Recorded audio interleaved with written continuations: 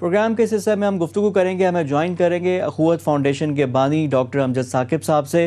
اور اب جس طرح ملک میں مہنگائی اور باقی جو پرابلم مشکلات ہیں، اس میں جو امید کی کرن نظر آتی ہے وہ اخوت فاؤنڈیشن ہے. نہ صرف پاکستان میں بلکہ انٹرنیشنلی بھی یہ اب اس کو ایکنالج کیا جاتا ہے، اس کو مانا جاتا ہے اس کی خدمات کو.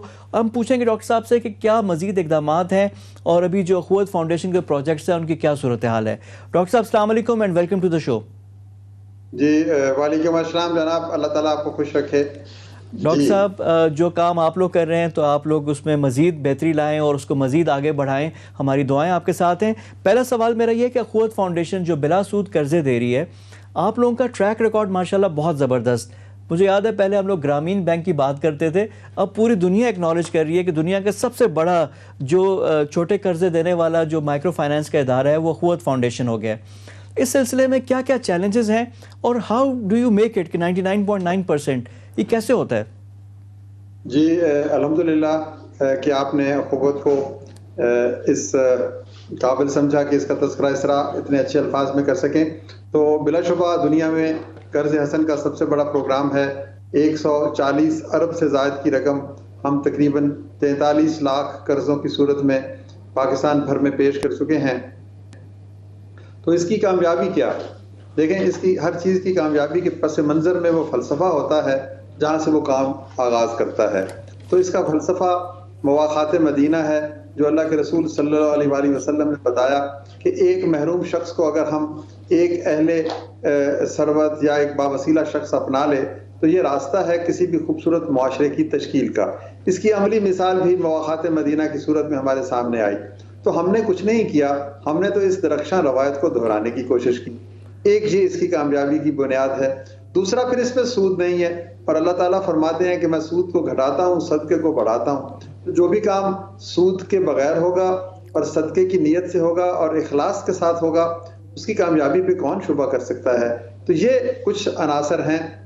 لوگ کہتے ہیں جی کہ آپ کے ساتھیوں نے بڑی محنت کی اور یہ ہوا، مینجمنٹ کے اچھے اصول تھے، آپ کا آئی ٹی کا نظام بہت اچھا ہے، آپ کی واقعی خوبیاں ہیں. تو وہ تو بہت ہی جیسے کہتے ہیں نا کہ سیکنڈری چیزیں ہیں. کسی بھی تحریک، کسی بھی ادارے یا کسی بھی بڑے کام کی کامیابی میں ایک دیانت ہوتی ہے، امانت ہوتی ہے، صداقت ہوتی ہے، اخلاص ہوتا ہے. اور جیسے کہتے ہیں نا کہ مینز بھی درست ہونے چاہیے تبھی اینڈ درست ہوگا. لوگ کہتے ہیں جی کہ everything is fair and love and war. ہم ایسی باتوں پہ یقین نہیں رکھتے. مینز کو بھی درست ہونا چاہیے تبھی آپ ایک بڑی منزل تک پہنچنے میں کامیاب ہو. اچھا ڈاکٹر صاحب، یہاں پہ 2-3 سوال میرے آ رہے ہیں. ایک تو جسے آپ نے کہا نا مواخات، اس میں تو یہ ہے کہ پھر دینے والا بھی تو ہونا چاہیے نا. آپ تو دے رہے ہیں آگے چھوٹے قرضے، جو آپ لوگوں کو جو اخوت فاؤنڈیشن کو جو مدد آ رہی ہے وہ کہاں مخیر حضرات ہیں؟ کیا نیٹ ورک ہے؟ کیا طریقہ کار ہے؟ کیسے لوگ آ رہے ہیں؟ وہ کتنی بڑی تعداد میں ہیں؟ آپ لوگ تو اپنا کام کر رہے ہیں، لیکن ظاہری بات ہے آپ لوگوں کو بھی فنڈنگ جو لوگ جو ہیں وہ کر رہے ہیں، اس کا کیا طریقہ کار اور صورتحال ہے کیا؟ اور پلس جو پیسے آپ دے رہے ہیں جو بلا سود قرضہ، اس کا استعمال کیا، مصرف کیا، لوگ کس میں استعمال کرتے ہیں وہ چیزیں؟ جی آپ نے بالکل درست کہا کہ ہر معاشرہ 2 افراد پر مشتمل ہوتا ہے، 2 طرح کے افراد پر. ایک جو دینے والے ہوتے ہیں، ایک جو لینے والے ہوتے ہیں. تو اخوت یہی ہے کہ یہ جو علیحدہ سٹریمز ہیں ان کو جوڑنے کا نام ہے. تو اخوت ادارے کی حیثیت سے ایک پل کا کام کرتا ہے، اہل ثروت اور محروم طبقے کے درمیان جوڑنے کا کام کرتا ہے. تو کسی بھی معاشرے میں یہ ہو نہیں سکتا کہ دینے والے نہ ہوں، خدا سے محبت کرنے والے نہ ہوں، اپنے حصے کی خوشیاں بانٹنے والے نہ ہوں. صرف ڈھونڈنا پڑتا ہے اور وہ جو ادارے پل بنتے ہیں ان کو اپنی دیانتداری ثابت کرنا پڑتی ہے. تو یہ ایسا ہی ہوا.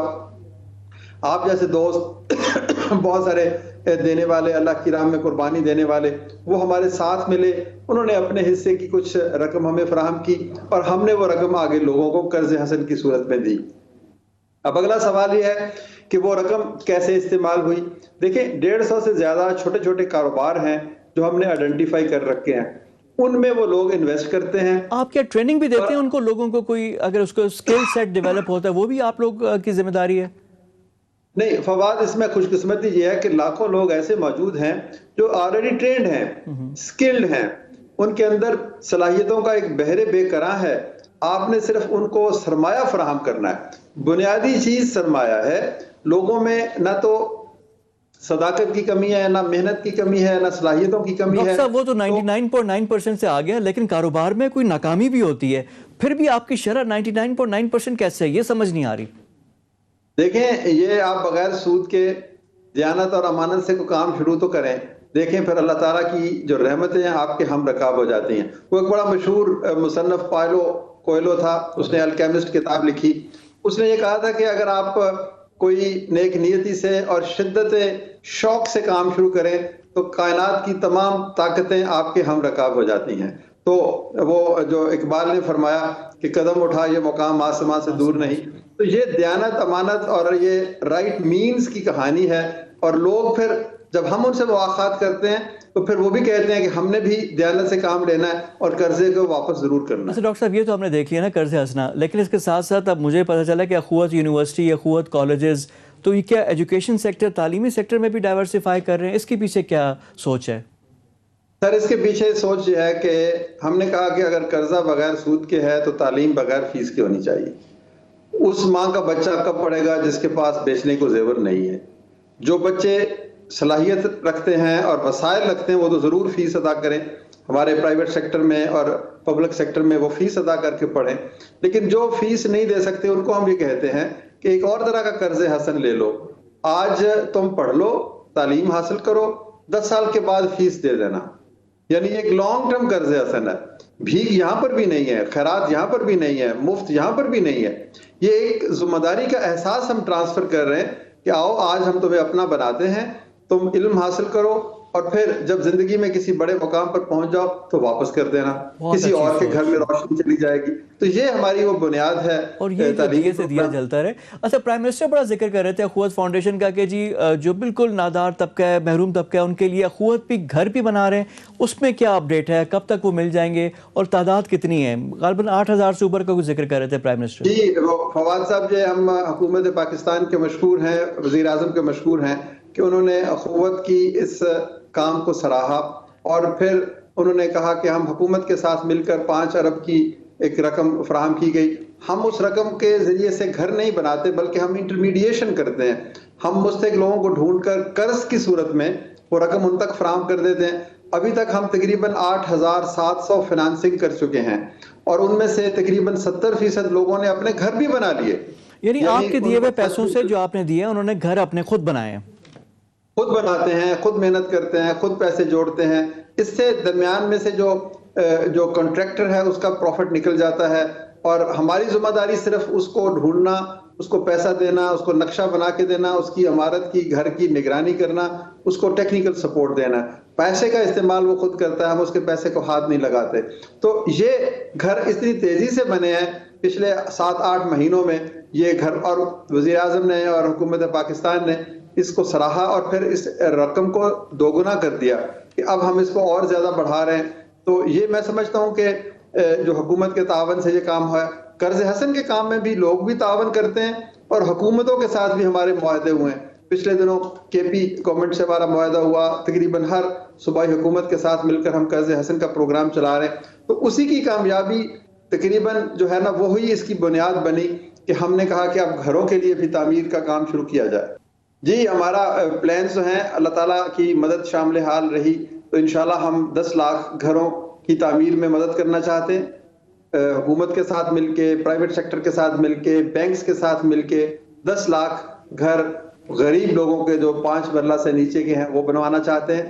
پھر اس کے علاوہ ہم 1 کروڑ کے لگ بھگ افراد کو چھوٹے قرضے فراہم کرنا چاہتے ہیں، یہ تاکہ وہ اکنامک جو ریوائیول ہے اس ملک کی ہو سکے، بے روزگاری میں کمی آ سکے۔ تو ہم یہ 2-3 جو کام ہیں یہ ہم نے سوچے ہوئے ہیں اور اس کے لیے ہمیں آپ کی مدد، سٹیک ہولڈرز کی مدد، اس معاشرے کے جو دردمند دل لوگ رکھتے ہیں ان کی مدد چاہیے اور پھر اوورآل حکومت کی اس میں تعاون درکار ہے۔ تو یوں ہم اپنے حصے کی شمع روشن کر رہے ہیں۔ ہم تو ایک چھوٹا سا ایک ادارہ ہے تو ہم دوسروں کے ساتھ مل کر ایک ایسا پاکستان بنانا چاہتے ہیں جس کے خواب آپ کی آنکھوں میں بھی ہیں اور جو میں بھی رات کو دیکھ کے سوتا ہوں۔ اور انشاءاللہ جی اس کو ہم پایہ تکمیل بھی پہنچائیں گے اور آپ لوگوں کی جو ایفرٹ ہے اللہ آپ کو اس کا اجر بھی دے اور پاکستان کی جو بہتری میں جو کردار ہے یہ ہم سب کو اپنانے کی بھی ضرورت ہے۔ بہت شکریہ آپ کے ٹائم کا۔ ڈاکٹر امجد ثاقب ہمارے ساتھ موجود تھے، ان سے ہماری ہو رہی تھی۔ آج کے انسائٹ میں اتنا ہی۔